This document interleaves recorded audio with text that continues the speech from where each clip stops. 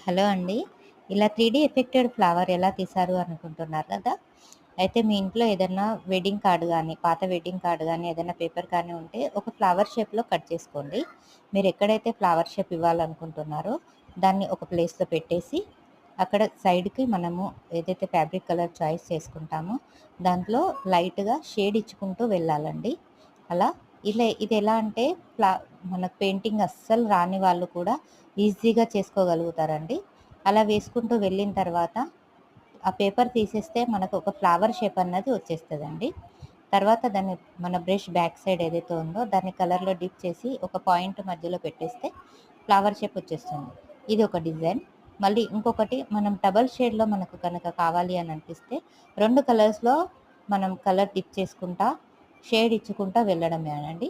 వేసుకున్న తర్వాత మళ్ళీ కలర్ అది పేపర్ తీసేసిన తర్వాత మధ్యలో యాజ్ ఇట్ ఈజ్ డాట్ పెట్టేసి దాని నుండి మనం లైట్‌గా షేడ్ ఇచ్చామనుకోండి, ఇది కూడా ఒక 3 డీ ఎఫెక్ట్ వస్తుందండి. Please like, share and